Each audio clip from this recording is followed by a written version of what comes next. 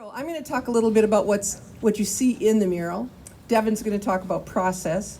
So the mural is called Theater for Everyone, and that's really what Annette especially encourages us to think about, that it's theater for everyone in the audience, for everyone on stage, backstage, around the stage, in the parking lot.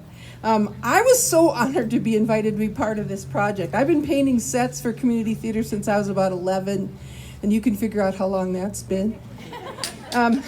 So Beaver Dam Area Community Theater really has aspired and continues to provide theater for everyone, for a wide audience to enjoy, produced by people from a range of backgrounds and communities, hence the area community theater got added, and across age groups.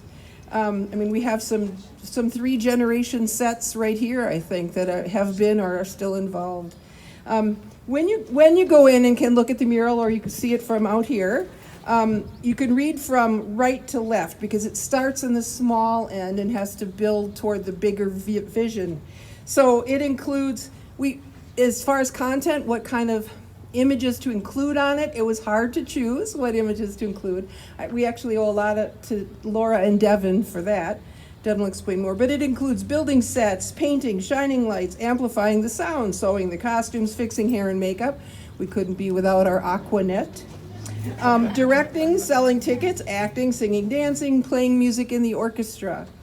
And it also depicts our history as you start from right to left as you're looking at it. It shows the 1964 marquee from Harvey, which was our first show done at Old Wisconsin Theater.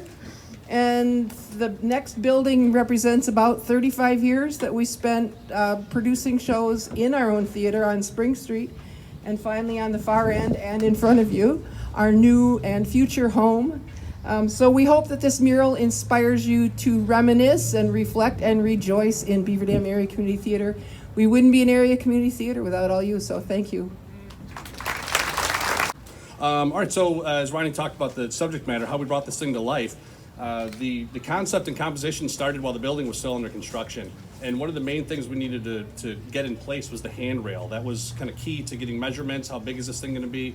And we also had to kind of figure out how are we going to make it all look like, sort of one person did it if possible. And because we're 4 different artists with 4 very different distinct styles. So in the end, we wound up choosing a style that was really none of our styles, and then we sort of copied off of each other.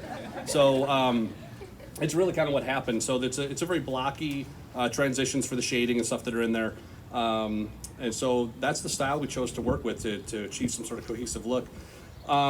We had a rough idea of the space, but again, we needed that handrail in order to get the measurements. Then Ronnie and I took our measurements. I turned that into a blueprint, shared that then with Laura and also with Roy. Is Roy Johnson here by chance? Okay, well, Roy was our main construction person who turned it from a piece of paper into an actual physical construction. Roy, Phil, and myself met up at Menards. We got all the materials into the old Corneli's building, which is actually now Great Harvest. So that was being demolitioned while we were in the middle of assembling something. Roy put it together, and then we moved over to the more of the old Corneli's building through the passway. The mural was mounted straight up against the staircase. Everyone's familiar with the building. I'm kind of making that assumption. That building was really key to what we had to do because we projected the image that we came up with on the computer, which went through its own iterative process while Roy was constructing. Once we finally had the composition that we were satisfied with, we projected it from almost the very front of that building to the middle of the building. We needed a space that large to have electronics and a computer and the projector all set up and the structure set up. And then we just got to painting.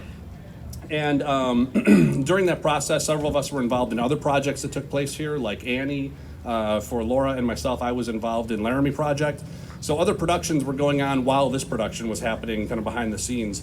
And then we all know, we had a little slowdown because of a global pandemic, and so we all stopped painting for a little while, and we had to figure out what to do next. And meetings turned into FaceTimes and Zooms and things like that, just like everybody else. And then we were painting individually by ourselves, trying to figure out we lost that synergy of being together. So that was a difficult thing for us to work through, but we did it. And then last summer, finally, we moved it over to this space, and that's when, Patrick's here somewhere. There's Patrick. And Patrick and again, Phil Miller And I don't know if Kim Doyle is here today. She was also very instrumental in making that happen, and Gary. All of them were instrumental in figuring out how we're going to get this monstrosity. It's really large and extremely heavy to get it from over there to over here. And we call it a canvas, but it's really not canvas. It's all built out of pine and masonite. So it's really got some heft to it. So once that happened, construction went into here, and we could really get moving in the space. We were able to utilize that. The building was closed down due to the pandemic. We were in here all the time painting, and like David said, the last like 6 months or so have been little details that we're trying to put the eyebrows on it, so to say. That's something I got from Frank Zappa. Composition's not done till you put the eyebrows on it. That's when the face really comes together.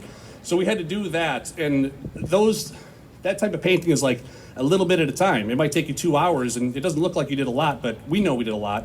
But we can't do any more until that all dries. We can come back again. So we went through that process over and over and over again.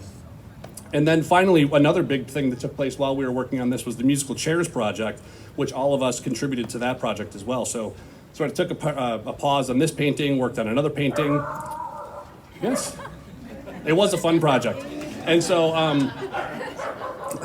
so really from last summer until just last week when we were putting the clear coat on and touching up the frame, it's been under nonstop production for the last year. And I think a lot of folks were able to see it happening and coming to life as it was happening. And so with the finishing touches put on last week, we're very happy to move on from this project. And I think I speak for everyone involved that we're proud of the work that we did, and we're happy that our work is going to the theater here. And thank you to the Van Herens for everything they've done.